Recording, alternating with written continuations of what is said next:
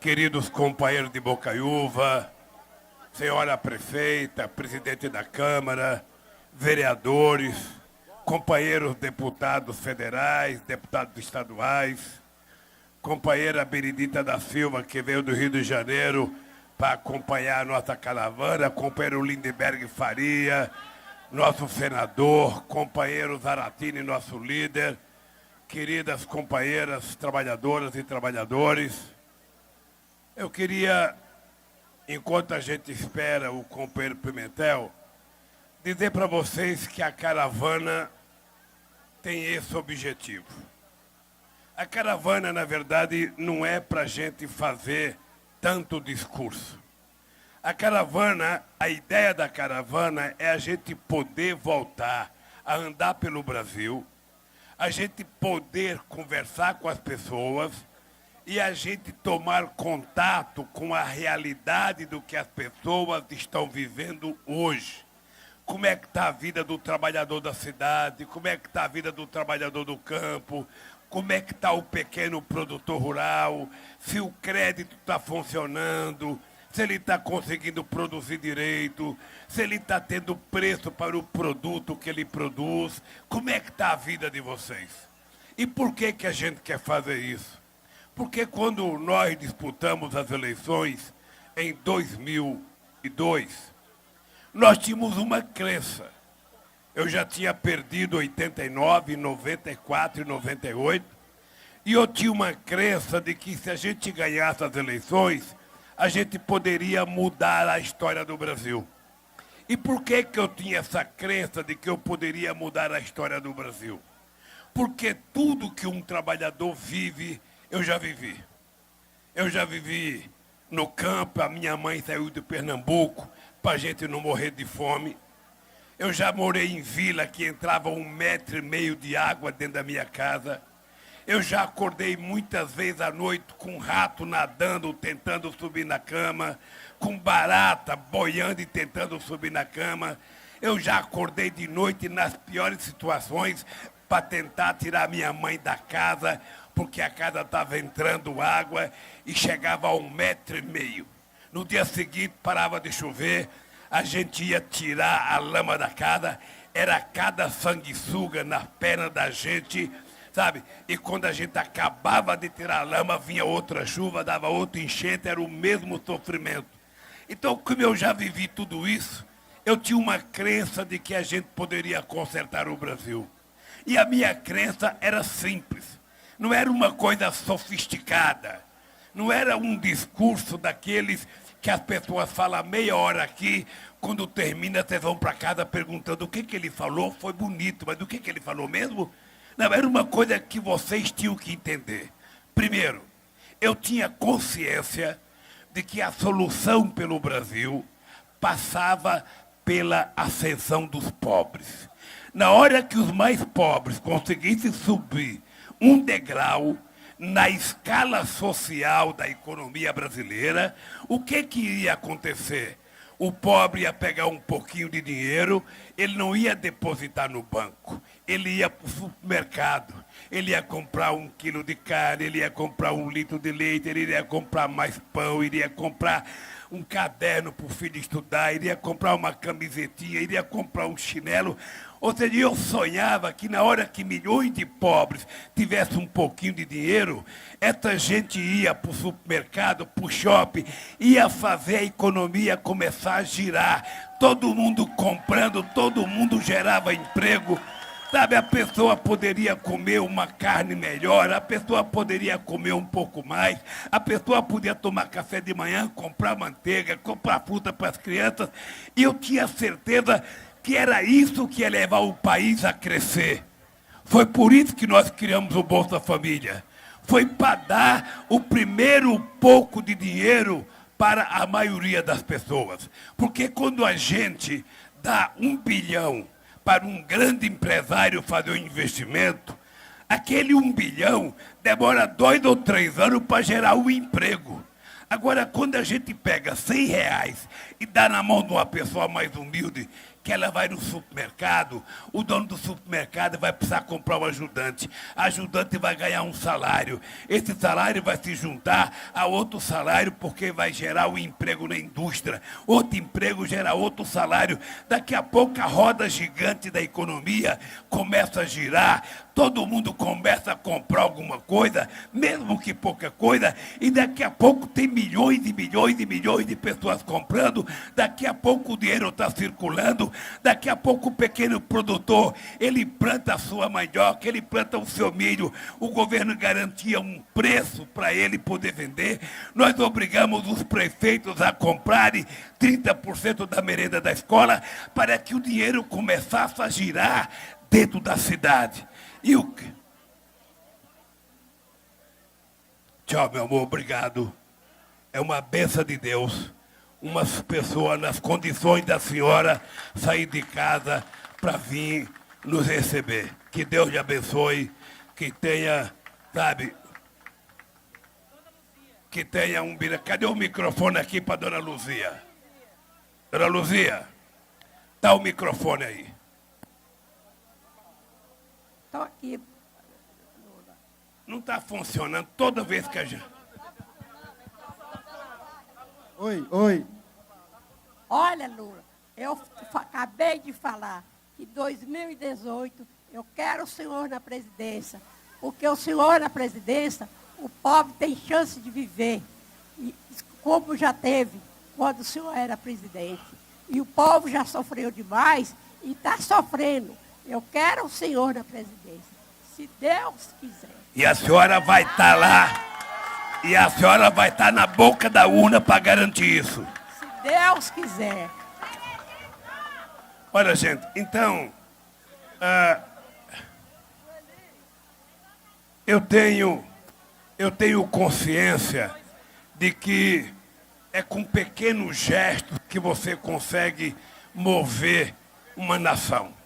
Ou seja, aí foi o Bolsa Família, eu lembro do Luz para Todos. Aqui em Bocaiúva tem quase 2.500 famílias que receberam Luz para Todos. As pessoas que nasceram na cidade não têm noção o que é a Luz para Todos. Porque as pessoas que vivem na base do candeeiro vivem nas trevas. E quando a gente ligou Luz para Todos, tinha ignorante na cidade que falava, o Lula só faz política para pobre. Eu já tenho luz, para que luz para todos? Acontece que quando a gente levava a luz na casa de uma pessoa pobre, olha, eu tenho história fantástica, eu tenho uma mulher no Ceará que ela ficava apertando a tomada e apagando, apertando a tomada, e o marido falou, ô mulher, por que você aperta tanto essa tomada? É porque ela disse, eu nunca tinha visto meu filho dormir, e agora eu estou vendo meu filho dormir. Olha, e aí quando a pessoa ganhou Luz para Todos, o que aconteceu? A pessoa comprou uma geladeira, a pessoa comprou uma televisãozinha, a pessoa do campo não tinha que andar 6 léguas, 6 quilômetros para ver o jogo do Brasil, ou para ver o jogo do Coringão ganhar do Cruzeiro e do Atlético aqui. Não tinha essa história. Ou seja, a gente... Veja. E aí, criamos o PAA para comprar alimento do pequeno produtor, aumentamos o financiamento, criamos o crédito consignado, aumentamos o salário mínimo e daqui a pouco criamos 22 milhões de empregos e daqui a pouco até todos os pobres estavam metidos a besta. A gente queria comprar carro, a gente queria trocar geladeira, a gente queria trocar televisão, a gente queria viajar de avião, a gente melhorou de vida. Essa é a verdade. A gente melhorou de vida. A criança da gente podia ter um celular igual o filho do rico. Sabe? Tinha um negócio que coloca na boca. Eu estou vendo um monte de gente com coisa na boca. Um monte de aço na boca, que era ortodontia. Aquilo era só para rico. Aí nós criamos o Brasil sorridente para pobre colocar aquilo também e fazer correção nos dentes. Então foi 1 milhão de políticas públicas que nós criamos que fez as pessoas mais pobres evoluírem. E a coisa mais sagrada Não está aqui agora o companheiro Fernando Haddad, meu ministro da Educação, mas a coisa mais sagrada é quando a gente decidiu colocar os pobres na universidade.